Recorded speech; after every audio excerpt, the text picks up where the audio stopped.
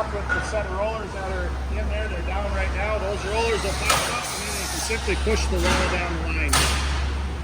So back injuries aren't a real big deal here. No, they're very rare. We try to do a lot of ergonomics in here and make improvements and stuff as well.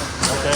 Yeah. So this is just kind of the staging area after the wall is built, right? So they just keep framing, and keep coming on down the line. And the sheeter's ready for the next wall. You call them a sheeter? Yep.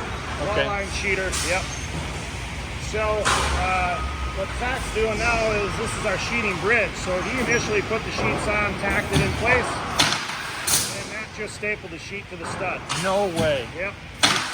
All at once, just Yep. bang. One push of the button, it's blocking right there. A little joystick, he pushes down and the gun's So you're not missing any or getting off or going this Yep. direction. correct. It's Yep. in each stud. Yep, it's in each Because stud. you've probably never seen this, but you can actually go in a house where the nail is not even in the Yeah. stud. Yep.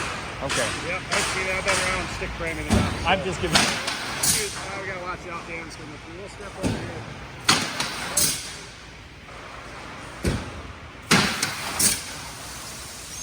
So there's, if you notice the red light there, there's a laser built. Yeah. How are we doing, Zach? Good. So what he does is lining that laser up to the center of that X there, or he follows the nail pattern, right? He knows that's the center of the stud. Once he lines that up, he pushes the joystick down and it drops and nail guns down. Dang, that's amazing. Yep. And then when we get to a seam, we'll double staple it. This actually will go back and forth, the whole gun system. So we can staple it here and then come back, move it over and staple it there. So Oh, so you'll staple it a second time on the seams only. on Yep. here? Yep, just the seams. Now there's a window here, so that's why he didn't staple this. That's what that hole is. He marks the hole because then there's a router on the other side that is built into this machine. Once he's done stapling it, he'll move the machine back over that hole opening, start the router up, and then it routes out the rough opening. So Darn. yep, let me back up a little bit. He's probably going to move that again. So what this bridge also does, so before that process happens, I kind of back up a little bit because we just wanted to show you what that machine did.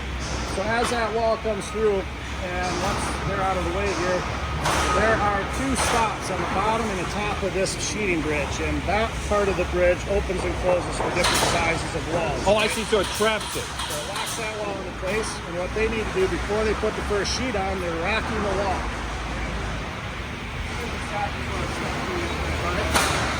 So these are the stops. So that wall goes past these stops. They bring it back and they rack the wall before they put the first sheet Racking on, which means is straightening it out, squaring it out. Right. So it has to hit this stop and that stop. That means it's square, right? And then they bring the top of that bridge. It locks that wall into place, and then it's nice and square. It doesn't move around. Wow. So that guy, this guy, there. Wow, that's impressive. Yep. And that's the router you were talking That's about. the router. Yep. He'll do that next step once he's done with it. All right.